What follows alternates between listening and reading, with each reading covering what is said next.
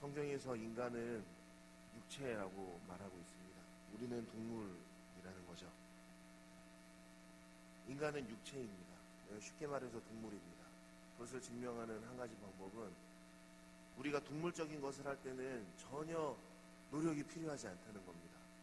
아무리 훌륭하신 목사님이든 아니면 정치가든 사상가든 과학자님이든 아니면 어느 조폭 두목이든 간에 어두운 방에 밀폐 딱 시켜놓고 밥을 안 주고 3일이 지났다.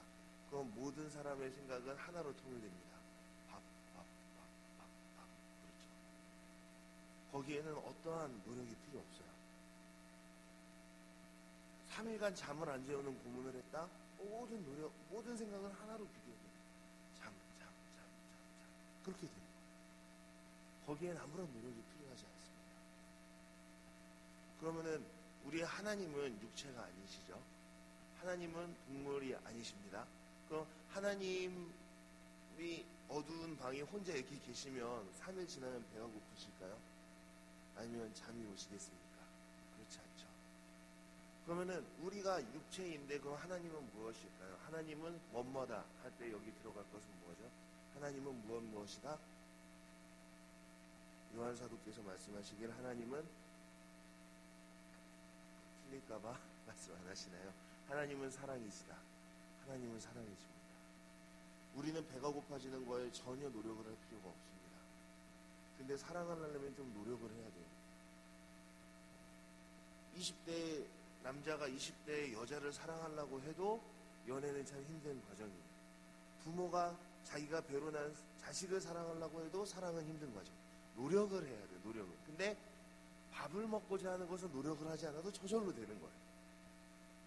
왜? 우리는 육체니까. 근데 사랑이 뭔지는 알아요. 우리 하나님은 어떨까요? 사랑이 쉽습니다. 하나님은 사랑이십니다. 그리고 하나님은 육체가 뭔지 아시죠?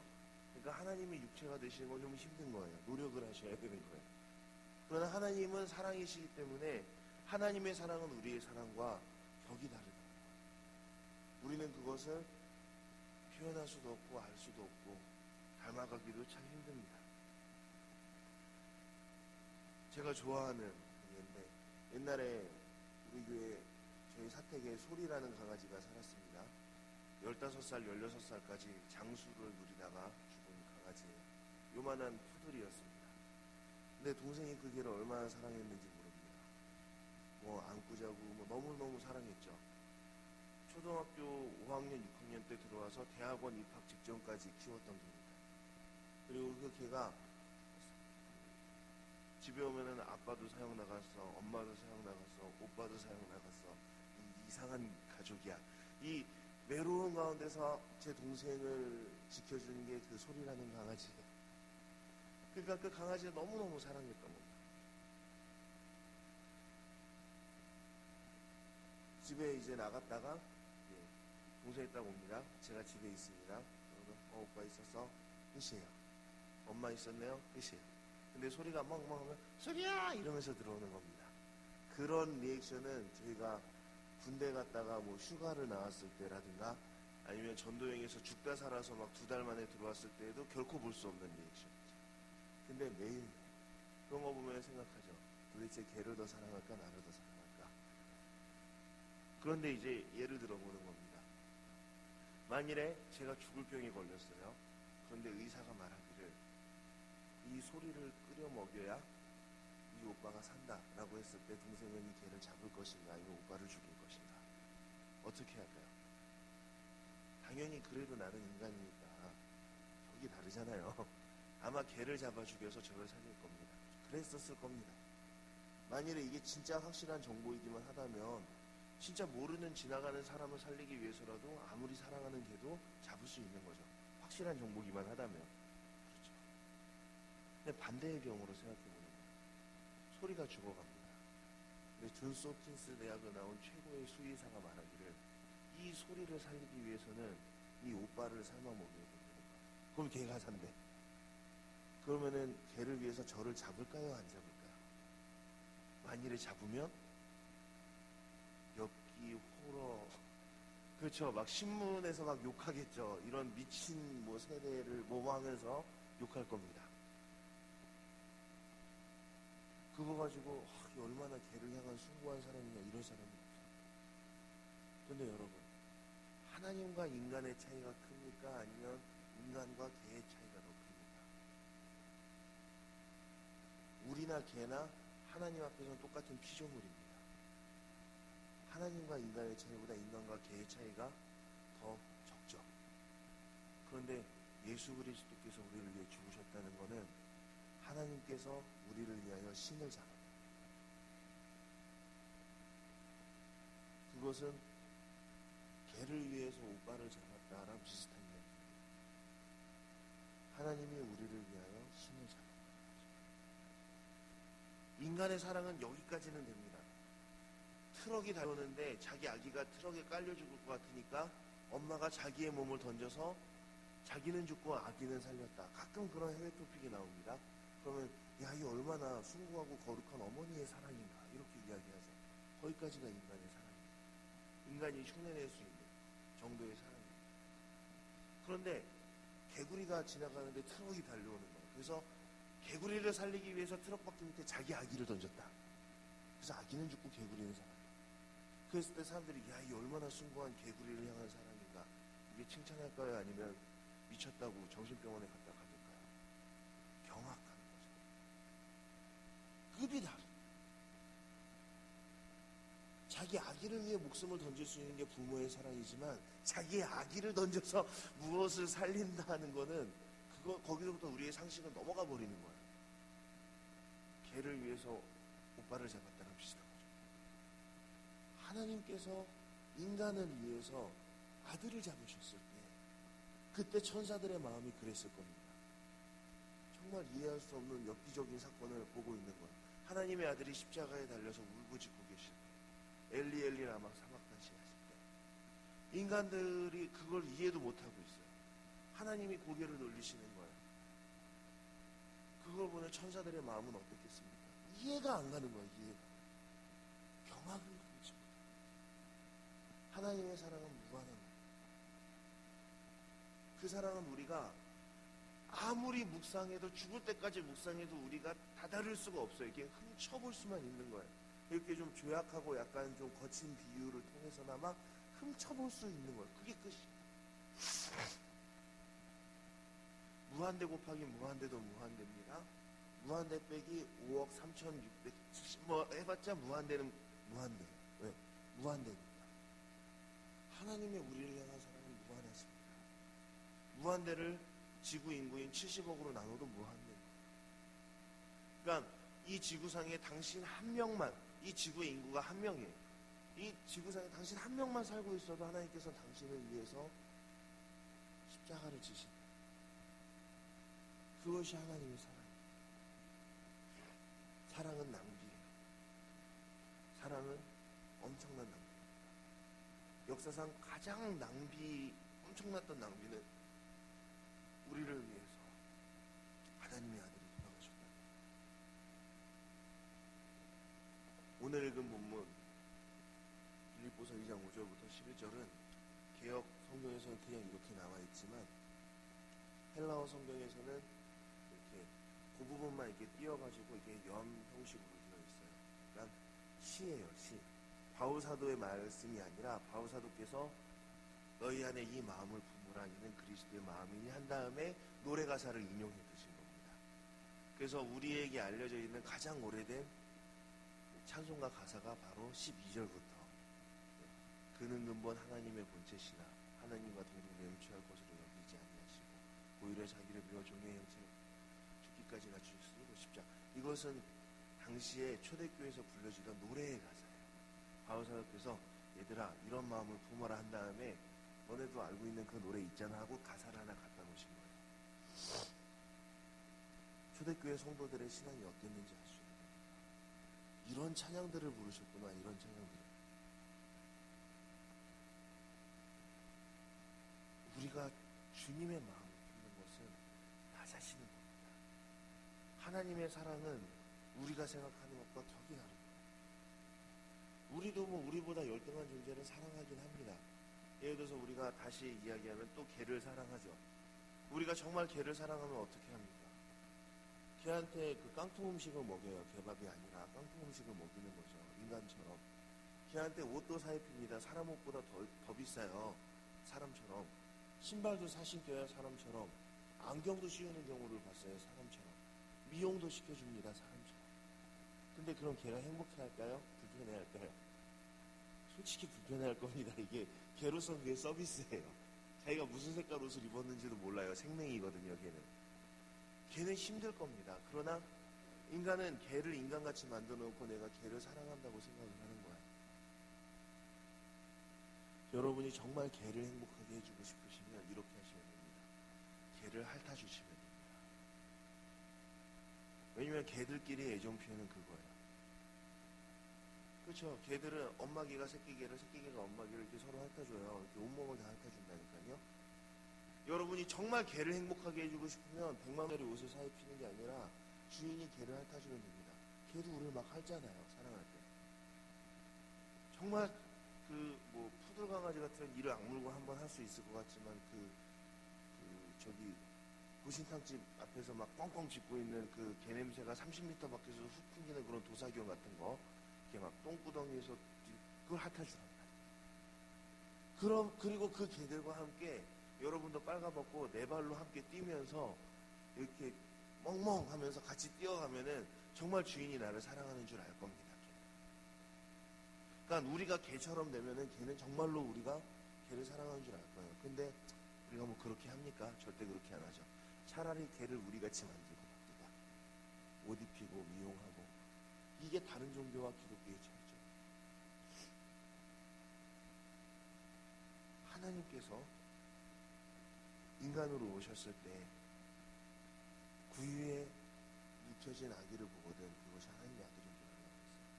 마국간에서 구유에 눕혀졌다는 이야기인데, 구유가 뭐냐면 말 밥그릇입니다.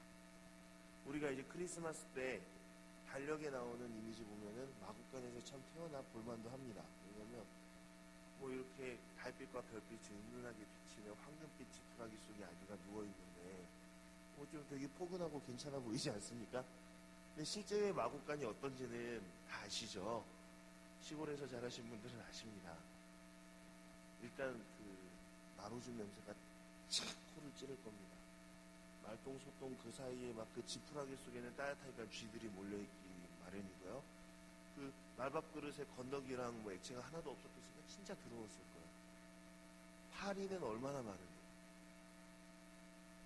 그 더러운 곳에서 그 더러운 동물 우리에서 나는 거예요. 우리가 개가 된 거랑 비슷한 겁니다. 하나님께서 거기서 나신 거예요.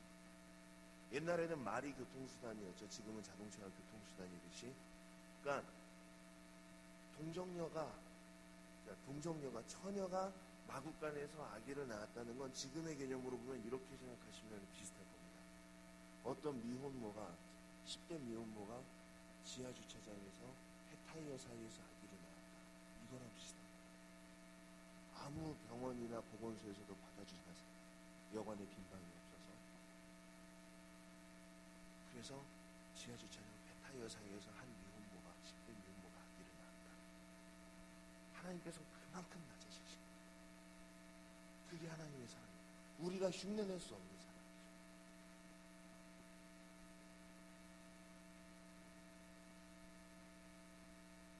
다운그레이드의 사랑입니다.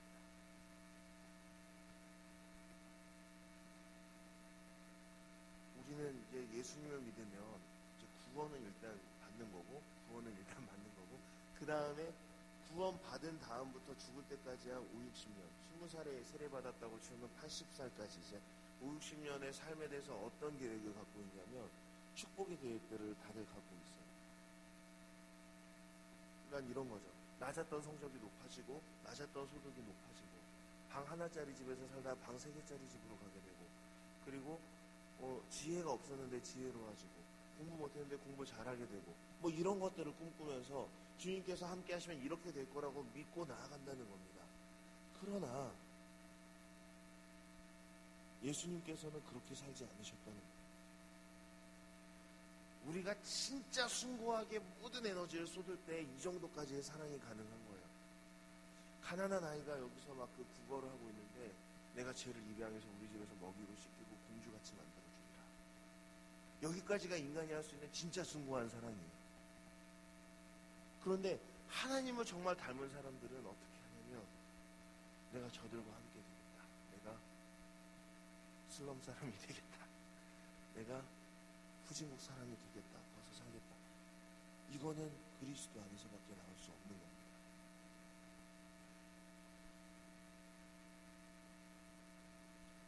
다른 종교에서는 그렇지 않아요. 그 가짜 신이지만 아무튼 인간이 신을 닮아가야 됩니다. 일단 머리를 깎고 모든 걸 다 버리고 산으로 올라가서 이제부터 고기도 안 먹고 이제 아주 내가 거룩한 사람이 돼야 되는 거예요. 속세를 떠나서.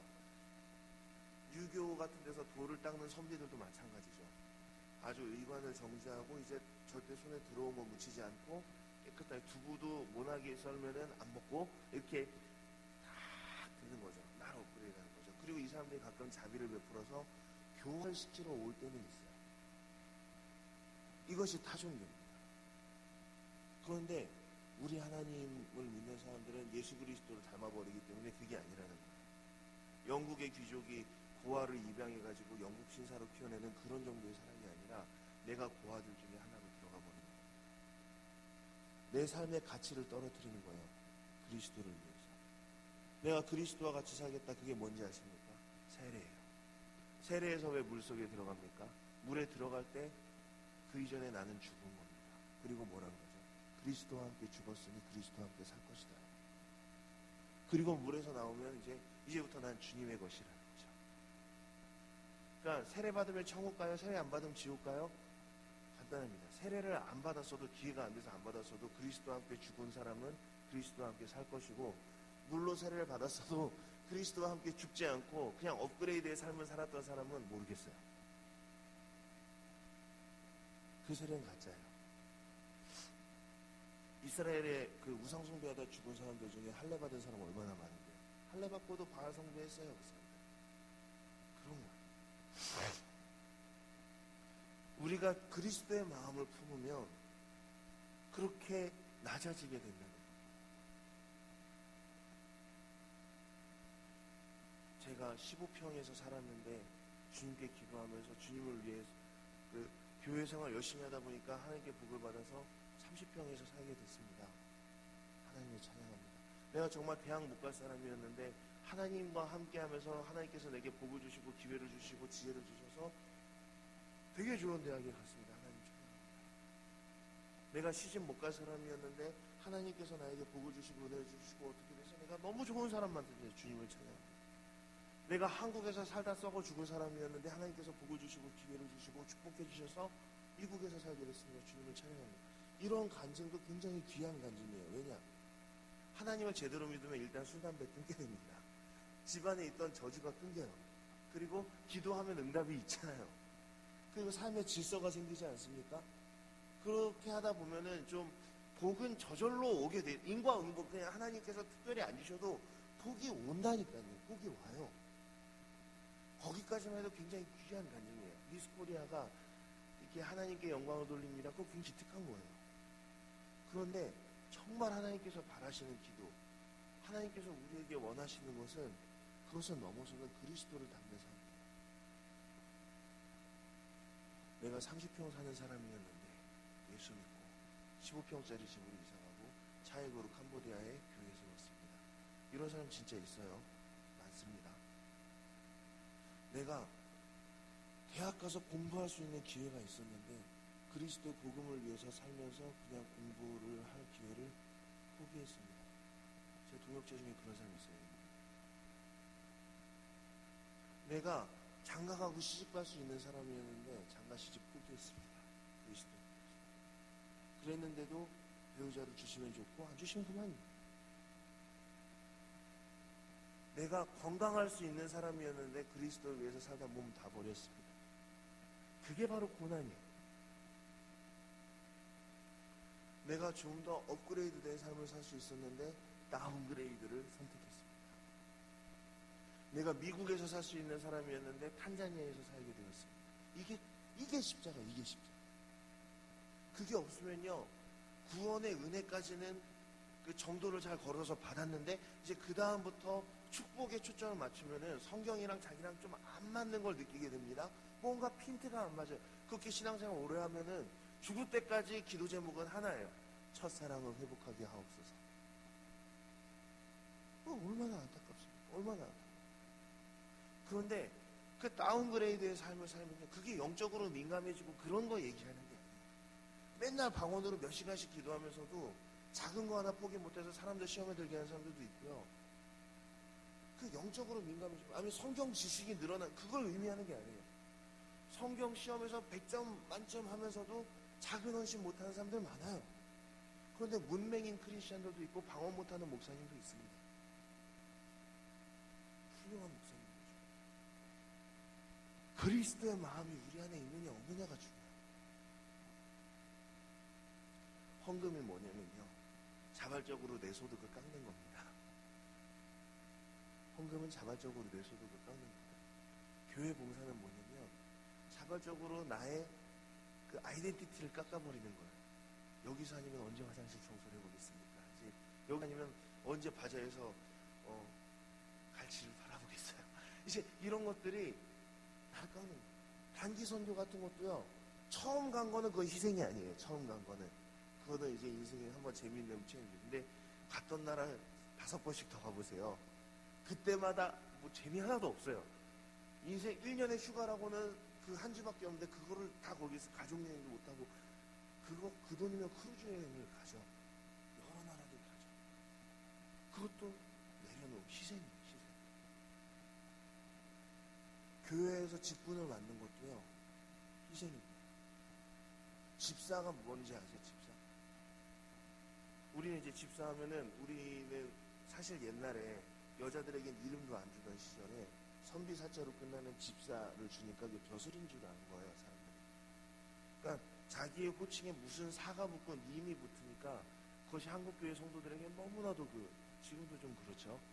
너무나도 큰 아이덴티티가 돼서, 원래 집사는 그 목사보다도 수가 적은 게 집사예요. 지금 인도나 그런 데 가도 집사는 디콘이라고 하는데 그렇습니다. 한 교회의 목사님은 부목사님까지 해서 한 서너 명 있을 텐데 집사는 1명 또는 2명. 이게 뭐냐면 그 귀족 집안의 집사 있죠, 집사. 그 집사예요. 그 집사예요. 스튜어드, 그때 그 집사예요. 그 집사. 교회를 관리하는, 한마디로 사찰 같은 거기도 하고요. 교회에서 행정과 그 시설을 관리하고 사람들 맞이하고 이렇게 하는 집사예요, 집사. 종이에요, 종. 권사는 종중의 종처. 그러니까 집사가 된다는 거, 내가 집사가 된다는 거는, 내가 사장인 내가 부장인데 여기선 집사가 된다는 것은요, 그거는 다운그레이드예요. 그걸 오해하시면 안 돼요. 오해하시면 업그레이드 된 건 줄 알아요. 오해하시면 안 돼요. 내가 종이 된다. 어떤 교육부서 이런 것들에서 일하는 거요, 맨날 그 전화신방 10군데씩 하지 않습니까? 내가 뭐 중3 담임입니다. 뭐 초등학교 4학년 담임입니다. 매 반에 애들이 10명씩 있으면은 10명한테 전화하면은 3명은 고지고대로 듣고 교육고, 매주 토요일마다 7명한테서 저 학원이요? 안 가요? 뭐 이런 거 맨날 들어야 돼요. 그럼 나중에 가슴에 피멍이 듭니다. 내가 왜 이런 수모를 당하고 있나, 이 황금 같은 주말에. 그게 다운그레이드. 그리스도를 닮은 삶은요, 그렇게 포기하는 겁니다. 그렇게 자식도 포기하고 신학교 보내고, 그렇게 자기의 소득을 포기하고, 그래서 교회 세우는 거죠. 그렇게 해서 이웃을 사랑하고, 그 선교 가는 거예요. 봉사하는 거예요. 그렇게 해서 영혼 사랑하는 거예요. 내가 100억이 생기면은 그때 3억 정도 사람을 돕겠다. 그런 거 하지 마세요. 그런 게 아니라, 내가 지금 갖고 있는 거에서 2벌 옷 가진 사람은 세례 요한이 그러셨지 않습니까? 1벌 줘라. 나 옷 2벌밖에 없는데 근데 1벌 주라. 거기서부터 시작하는 겁니다. 근데 그러다 보면은 나도 모르게 추구하지 않아도 알아서 축복은 붙어요. 그래서 축복 받는데 또 포기하고, 받은 축복 또 포기하고, 받은 축복 또 점점 퍼지게 돼 있어요. 박해가 없으면. 그러나 그건 우리가 원하는 말이죠. 우리가 정말 원하는 것, 우리의 삶의 동기는 무엇이냐? 그리스도를 닮는 거예요. 왜? 하나님의 사랑을 아니까. 하나님이 나를 사랑하는 만큼 내가 하나님을 사랑하려면 어떻게 해야 돼요? 내가 하나님을 닮아야 돼요. 하나님의 사랑을 정말 깊이 느껴보시기 바랍니다. 그럼 내가 어떻게 해야지 하나님의 사랑이 조금이라도 응답할 수 있을까? 하나님 돈 많아요. 내가 하나님께 돈 드린다고 하나님이 좋아하시지 않습니다. 그런데 하나님께서 당신을 깎으셔서 나를 사랑하신 것처럼 내가 나의 소득을 깎는 걸 보시고 하나님이 기뻐하시는 겁니다. 하나님께 사람 많아요. 내가 하나님께 내 노동력을 드린다고 해가지고 하나님께서 별로 기뻐하실 게 없어요. 하나님께서 바람을 불어서 교회를 청소해 놓으실 수도 있는 분이에요. 그러나 내가 나를 깎아서 교회 봉사하는 걸 보시고 하나님이 진짜 얘가 나를 사랑한다. 그렇게. 그러니까 오른손이 하는 일을 왼손이 모르게 할 수 있는 거예요. 남들의 칭찬이나 아니면 나의 자기만족이 목적이 아니라 하나님의 기쁨이 나의 목적이라면, 말씀드렸잖아요. 대기업 부장이 이런 일들이 기적이에요. 이게 기적이에요.